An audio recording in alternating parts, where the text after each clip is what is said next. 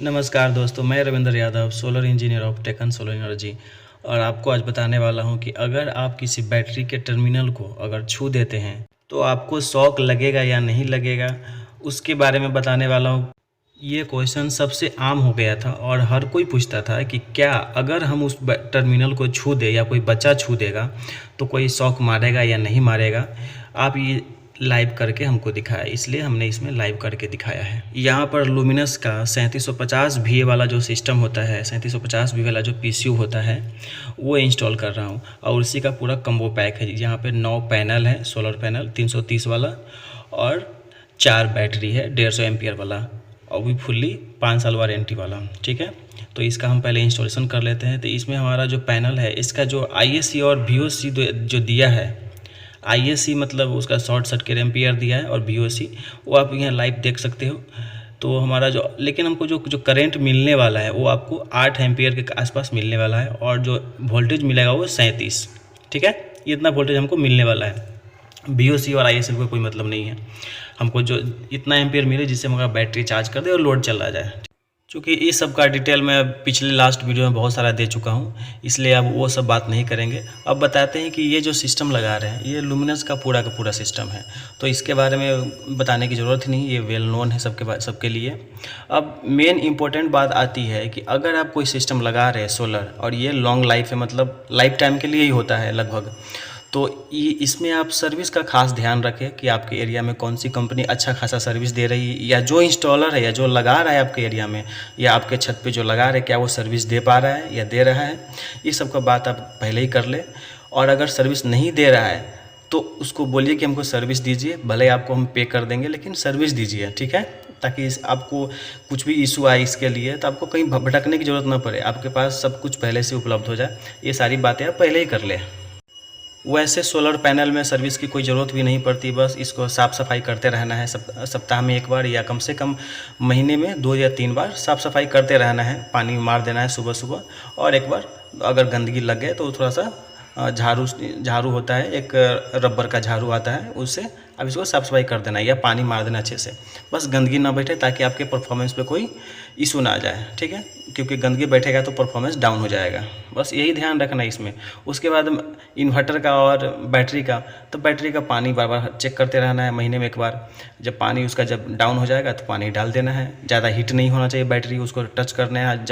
जब भी आप हेवी लोड चलाएं तो जाके एक बार बैटरी को ज़रूर चेक करें कि आपका बैटरी कहीं गर्म तो नहीं हो रहा है। ठीक है, उसके बाद इन्वर्टर गर्म नहीं होना चाहिए।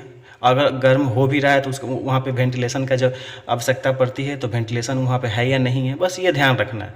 फिर आपका कोई इन्वर्टर ख़राब ही नहीं होगा जल्दी से, या बैटरी डाउन ही नहीं होगा। ठीक है, और हाँ, बैटरी को डीप डिस्चार्ज नहीं होने देना है। बैटरी में बस यही ध्यान रखना है, डीप डिस्चार्ज नहीं होने देना है। मैंने अर्थिंग नहीं किया है क्योंकि ये घर न्यूली कंस्ट्रक्टेड है, और इसलिए यहाँ पे अर्थिंग पहले से ही करके रखा हुआ था, और हमको अर्थिंग करके ही मिल गया था, इसलिए हमने अर्थिंग नहीं किया है। प्लस लाइटिंग रेस्टर की भी ज़रूरत नहीं पड़ी, क्योंकि बाजू में ही हमारा टावर है। ठीक है, जस्ट नज़दीक में टावर है, इसलिए हमने लाइटिंग रेस्टर भी नहीं किया है। वो दिख रहा है आपको। पूरा सोलर पैनल इंस्टॉल करके हमारा रेडी हो गया है। अब हम इसका वायरिंग करने जा रहे हैं। चूँकि यहाँ पे 9 पैनल लगा है, और हमारा जो सिस्टम है और उसका जो VOC है वो भी मैच करना है, इसलिए हम यहाँ पे 3-3 पैनल का हम पहले इसको सीरीज करेंगे, और उसके बाद हम पैरेलल कर लेंगे तीनों का। इंडिया में जितने भी सोलर कंपनी है वो जो सोलर पैनल बनाती है, वो हर अपना पैनल का अलग अलग VOC रेंज रखता है, अलग अलग VOC होता है उसका। और प्लस जो भी इन्वर्टर भी होता है हर कंपनी का, उसका भी अलग अलग रेंज होता है। ठीक है, आप मान लीजिए 3 किलोवाट का अगर लिव गार्ड का ले लेते हैं, 3 किलोवाट का लुमिनस लेते हैं, तो उसका VOC रेंज अलग होगा, कभी मैच नहीं होता है। तो जब हम सोलर कनेक्ट करते हैं सोलर पैनल को, तो उसका कनेक्शन भी उसी के अनुसार करते हैं। मतलब किसके अनुसार? इन्वर्टर के अनुसार, कि आपके इन्वर्टर में जो VOC रेंज दिया है वो रेंज क्या है, उसी रेंज के अनुसार यहाँ पे या तो सीरीज करेंगे या पैरेलल करेंगे। ठीक है, और उसके बाद उसी के अनुसार हम यहाँ वायर भी सिलेक्ट करते हैं, या फिर MC4 कनेक्टर भी सिलेक्ट करते हैं। इन्वर्टर में एक VOC रेंज दिया रहता है या ISC रेंज दिया रहता है। ठीक है, उसको हम ऑपरेटिंग वोल्टेज भी बोल सकते हैं या ऑपरेटिंग करंट भी बोल सकते हैं, क्योंकि जब तक वो मैच नहीं होगा, जब तक उसके रेंज में नहीं आएगा, तब तक वो ऑपरेट ही नहीं होगा, मतलब ऑन ही नहीं होगा। ठीक है, अब हमारा पूरा स्ट्रिंग ओके हो गया है। अब यहाँ से हम वायर को आउट लेके जाएंगे। ठीक है, और यहाँ भी हम MC4 कनेक्टर का यूज करेंगे। पूरे सिस्टम पे आप चाहे तो एक AC एक समर्सेबल और अपने घर का पूरा जितना भी फ्रिज हो गया, टीवी हो गया, लाइट हो गया, फ़ैन हो गया, वो सारी चीज़ चला सकते हैं। सिर्फ इसमें एक एसी और एक समर्सिबल रन कर सकते। उसके बाद आयरन है वो कनेक्ट कीजिए, फ्रिज है वो कनेक्ट कीजिए, बल्ब है वो कनेक्ट कीजिए, जितना भी बल्ब है, जितना भी फ़ैन है, उसमें मैटर नहीं करता। लगभग आप 10 फ़ैन तक कनेक्ट कर सकते हैं, ठीक है। इतना लोड ये आराम से ले लेगा। अब हम बैटरी को कनेक्ट कर लेते हैं। तो बैटरी को कनेक्ट करने टाइम हमको ध्यान रखना है कि ये जो इंडिकेटर है, वाटर इंडिकेटर, ये भी हमको लगा ही देना है, ठीक है। यही वाटर इंडिकेटर हमको ये इंडिकेट करता है और सामने से ही दिख जाता है कि इस बैटरी में पानी का लेवल कितना है, ठीक है। और ये इसलिए भी ज़रूरी है ताकि आप अगर मान लेते हैं कहीं से भी अगर दूर से भी देखेंगे बैटरी को, तो आपको पता चल जाएगा कि इस बैटरी में कितना पानी है। और जब भी ये लाल जो दिख रहा है, वो लाल अगर डाउन हो जाएगा, जब नीचे टच हो जाएगा, तो समझ जाइए कि इसमें पानी का लेवल घट गया है, तो आपको इसमें फिर से पानी फिल करने की ज़रूरत है, ठीक है। इस पूरे सिस्टम में अगर कहीं फॉल्ट आ भी सकती है तो वो आते ही इन्वर्टर में, और इन्वर्टर ही हमारे लिए सबसे इम्पॉर्टेंट है। तो इसका रख रखाव भी ज़रूरी है। और इसका मैनुअल, इसका जो वारंटी का, हमारा बैटरी वायर मिल गया, उसके बाद इसका जो मैनुअल है, इसी मैनुअल के लास्ट पेज में हमारा वारंटी कार्ड रहता है, ठीक है। तो हमारा इम्पॉर्टेंट ये इन्वर्टर क्यों होता है वो आपको आगे चल के बताएंगे, और इसका सेटिंग भी आपको करके दिखाएंगे।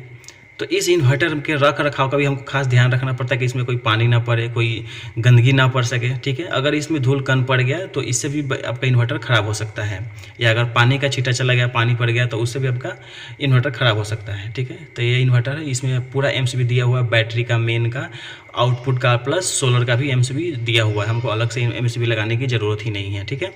और ये जो इन्वर्टर है, इसमें क्लियरली दे रहा है कि आपका जो पीवी मैक्स है वो आपका 180 वोल्ट तक जा सकता है। मतलब आप 180 वोल्ट तक आप सोलर पैनल लगा सकते हो। इसलिए मैंने पहले बोला कि आपका जो VOC रेंज है वो मैटर करता है। तो हम चाहते तो यहाँ पे हम लगभग 4 सोलर पैनल को सीरीज कर सकते थे, लेकिन हमारे पास सोलर पैनल नहीं था, 9 पैनल ही था, इसलिए हमने 3-3 का सीरीज किया। बाकी को यहाँ जो हमारा बैटरी वायर मिल रहा है वो बहुत हेवी है, 25 mm का कनेक्ट करने वाला है, और जो मेन बैटरी वायर है वो हमारा 50 स्क्वायर mm का है। तो अब हम इसको पहले कनेक्ट कर लेते हैं और फिर आपको बताते हैं सेटिंग के बारे में। तो हमारा पूरा कनेक्ट हो गया है और अभी ग्रिड का लाइट नहीं आया है। तो जैसे कि दिख रहा है कि PV ऑन है, और वहाँ से इन्वर्टर जैसे ऑन किया तो यहाँ पे हमारा इन्वर्टर ऑन हो गया और बैटरी को चार्ज करने लगा है, और प्लस में लोड भी चलाने लगा है। और अगर ग्रिड से चलता है तो ग्रिड ऑन होता है, और ग्रिड के बाजू वाला जो स्विच दिख रहा है वो ऑन हो जाता है, ठीक है। और इसका इंडिकेट होता है कि हमारा जो चल रहा है लोड वो ग्रिड से चल रहा है। बैटरी को रखने का हमारा जितना जगह मिला है उतना हमने ऑक्यूपाई कर लिया है। अब इसके बेस में हम इसका एक इंसुलेटर टाइप का जो बना हुआ ये देख रहे हैं, इसको अंदर नीचे उसके बेस में डालेंगे, ठीक है। और यहाँ पे इन्वर्टर का कुछ सेटिंग बाकी रह गया, इसका सेटिंग करेंगे। तो हमारा टाइम सेटिंग करना बाकी रह गया, फ्लैट वोल्टेज सेटिंग करना बहुत सारा बाकी रह गया है, वो सब करेंगे। देख रहे हैं कि हमारा जो सोलर पैनल से जो एम्पियर आ रहा है वो 17.5 एम्पियर आ रहा है, और लगभग 1.5 किलोवाट का जनरेशन हो रहा है। चूँकि यहाँ पे लोड कम चल रहा है और बैटरी चार्ज हो गया, इसलिए बाकी जो पावर वो बर्न कर रहा होगा। अब हम इसका जो पासवर्ड आता है वो लगभग 5 बार मेनू डाल करेंगे तो हमारा सेटिंग के अंदर घुस जाएंगे, और उसके बाद यहाँ से हम सब कुछ देख सकेंगे और सब कुछ सेटिंग कर सकेंगे। तो पहले हम सेटिंग करते हैं प्रायर सेटिंग। प्रायर सेटिंग मतलब कस्टमर का कहना था कि हमको पहले सोलर से चलना चाहिए, फिर ग्रिड से, फिर लास्ट में बैटरी से। तो ये ओके है सब कुछ करके, तो हमको इसको सीधे सेव कर देना है। फिर आगे नेक्स्ट में जाएंगे तो देखते हैं कि कौन सा सेटिंग आता है। तो आता है आउटपुट फ्रिक्वेंसी में, ये सेट करने की ज़रूरत नहीं है। फिर आगे बढ़ जाते हैं, आगे में देखते हैं कि हमारा सेट फैक्ट्री सेटिंग देख लेते हैं इसमें क्या है। तो इसके अंदर में जब जाते हैं तो उसको मेनू टच करेंगे तो हमारा उसके अंदर में घुस जाएंगे। तो देखते हैं कि यस मेनू और नो पावर दिए, तो ये हमको कुछ करने की ज़रूरत नहीं है, ठीक है। तो इसको इससे हम सीधे बाहर निकल जाएंगे सेव करके। इसको फिर से मेनू टच करेंगे तो हमारा इससे हम सेव करके बाहर निकल जाएंगे। उसके बाद देखेंगे हमारा दूसरा सेटिंग, तो इसको हम सेव कर लिए, ऐसे हम इसको बाहर निकल गया। अब दूसरा सेटिंग में जाते हैं तो दूसरा सेटिंग आता है बैटरी टाइप सेटिंग। तो इसको हम पहले खोलेंगे, इसमें देखेंगे कि इसमें पहले से कौन सा बैटरी लगा हुआ है, ठीक है। तो यहाँ पर ये फ्लैट है, लेकिन हमारे पास जो बैटरी है वो टेबुलर है, तो हम इसको टेबुलर करेंगे। इसको हम अप डाउन से टेबुलर कर लिए, क्योंकि देखिए जो हमारा जो बैटरी है ये टेबुलर है, फ्लैट नहीं है। फ्लैट रहता है तो नीचे चपता हुआ रहता है, ये टेबुलर है, इसलिए हम इसको टेबुलर पे इसको मेनू डायल करके सेट कर लेंगे। सेट कर लिए, अब नेक्स्ट सेटिंग में जाएंगे। ज़्यादा कुछ सेटिंग नहीं करना है। अब नेक्स्ट सेटिंग में गए तो देख date and time, date and time सबसे महत्वपूर्ण रहता है। तो इसको सेटिंग करते हैं। तो यहाँ से फिर से अंदर गए तो देखते हैं कि हमारा जो टाइम है और जो डेट है वो बिल्कुल ही अलग है। तो इसको हम ऑन करते हैं। इसमें जो डेट दिया इसका मतलब ये नहीं कि इसी टाइम पे बना होगा, ये कुछ भी दिया रहता है, ठीक है, इससे आप कंफ्यूज ना होइएगा। तो इसको हम सेट कर लेते हैं। तो इसको जब भी सेट करना होगा तो पहले अप डाउन से उसको अप डाउन कर लेंगे और उसके बाद मेनू टच डायल करेंगे तो आगे पीछे हो जाएगा, ठीक है। मतलब मेनू डायल करने से सेट हो जाएगा और आगे बढ़ जाएगा। अब फिर से अगर कुछ गलती होगा तो फिर से हमको सेम प्रोसेस दोहराना पड़ेगा, ठीक है। तो ये सेट कर लिए, लेकिन हमारा ईयर गलत हो गया है, तब इसको हम पीछे जा नहीं सकते, इसलिए हम इसको फिर से दोहराएंगे, ठीक है। पहले हम पूरा और बाकी सेट कर लेते हैं। अभी 1 बज रहा है, 1:15 हो रहा है, तो अभी वो कर लेंगे। उसके बाद इसको सेव कर दिए। 13 1 ओके, अब सेव कर दिए। हमको फिर से ईयर गलत हो गया तो उसको हमको फिर से उसके इंटर में जाना पड़ेगा, तो हम जाएंगे। तो ये हमारा सेव हो गया, हमारा रिलीज हो गया। अब हम फिर से मेनू में जाएंगे क्योंकि हमारा ईयर बच गया था। देखिए यहाँ पे ग्रिड आ गया है, लाइट आ गया है, लेकिन लाइट के बाजू वाला स्विच ऑन नहीं हुआ। मतलब हमारा लाइट तो आया है लेकिन उससे हमारा कोई काम नहीं हो रहा है, ठीक है। जो भी चल रहा है सोलर से चल रहा है। तो उसको सेव कर लिया। अब हम डाटा को सेव करके बाहर निकल जाएंगे। इसके बाद बारी आती है बैटरी कैपेसिटी का और बैटरी वोल्टेज का। तो फिर से नेक्स्ट में जाएंगे तो यहाँ पे दिखा रहा है बैटरी कैपेसिटी, मतलब आपका जो बैटरी आप इन्वर्टर से जो जोड़े हैं उसका कैपेसिटी क्या है, कितना एम्पियर का बैटरी आपने जोड़ रखा है। तो वो देखने के लिए हमको पहले जाना पड़ेगा कि अंदर में क्या सेव है। तो यहाँ पे 200 एम्पियर दिखा रहा है, तो हमको 200 एम्पियर नहीं करके हमको 150 करना पड़ेगा, क्योंकि हमारा पास जो बैटरी जो जुड़ा हुआ है वो 150 वाला बैटरी जोड़ा हुआ है, ठीक है। 150 एम्पियर वाला बैटरी जोड़ा हुआ है, तो उसको डाउन से हम पहले 150 एम्पियर पे ले आएंगे और 150 एम्पियर आ गया। अब इसको हम सेव कर देंगे। हमारा बैटरी कैपेसिटी सेट हो गया, सेव हो गया। अब क्योंकि हमारा जो बैटरी है वो 150 एम्पियर वाला था, इसीलिए ऐसा करना पड़ा है।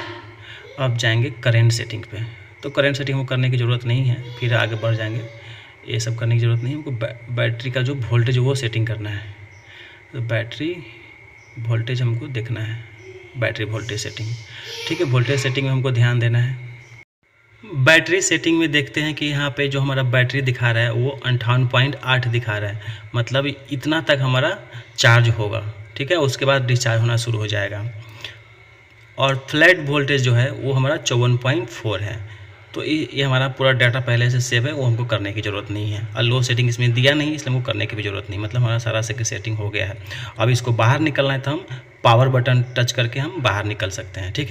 बाई चांस अगर कोई फॉल्ट आता है इन्वर्टर में तो उसी के लिए एक बाईपास स्विच दिया रहता है, ताकि जो आपका जो ग्रिड है उसको डायरेक्ट आपके घर में भेज सके इन्वर्टर के द्वारा, इन्वर्टर वायर के द्वारा। उसके लिए बाईपास स्विच को बाईपास मोड पे डाल करके आप सारा एमसीबी गिरा दीजिए, बाईपास मोड पे डाल दीजिए। उसको बैटरी का पानी चेंज करना है, कुछ भी करना है वो कर सकते हो। अब मैंने जो पहले बताया कि आप अगर बैटरी का जो नोड है अगर उसको टच करते हैं तो क्या करंट मारेगा या नहीं मारेगा, झटका मारेगा नहीं मारेगा, वो आपको टेस्ट करके दिखा रहे हैं। देखिए टच किया, कोई झटका नहीं मारा। मतलब अगर आप इनकेस अगर टच कर भी देते हैं तो आपको झटका नहीं मारने वाला है। लेकिन इसका ये मतलब नहीं है कि आप लोग बार बार जाकर टच कीजिएगा। ये एक सेफ्टी पर्पस है, ये किसी को बताया नहीं जाता है, लेकिन आप लोगों ने बार बार रिक्वेस्ट किया था कि टच करके बताइएगा, इसलिए मैंने बताया। बहुत बहुत धन्यवाद हमारा पूरा वीडियो देखने के लिए और लास्ट तक हमारे साथ बने रहने के लिए। कृपया अगर इस चैनल पे नए हैं तो हमारा ये चैनल सब्सक्राइब कर ले प्लीज़, और ताकि आपको नया से नया वीडियो मिलता रहे सबसे पहले। और जो बेल आइकन है उसका दबाना ना भूलिएगा, ठीक है, वो सबसे ज़रूरी है, ताकि किसी भी तरह का अगर वीडियो अपलोड करते हैं तो आपके पास सबसे पहले मिलेगा। और इस तरह का सोलर पैनल इंस्टॉल करवाना है या हमसे सर्विस लेना है, कहीं सोलर लगा हुआ है सर्विस लेना है, तो भी आप हमसे संपर्क कर सकते हैं। या आपको विक्रम का, लूम का, लिव फास्ट का, लिव गार्ड का, किसी भी कंपनी का सोलर पैनल के साथ इंस्टॉल करवाना है तो आप हमसे संपर्क कर सकते हैं। हम हर तरह का सोलर पैनल रखते हैं, हर तरह का सिस्टम इंस्टॉल करते हैं। धन्यवाद हमारे साथ।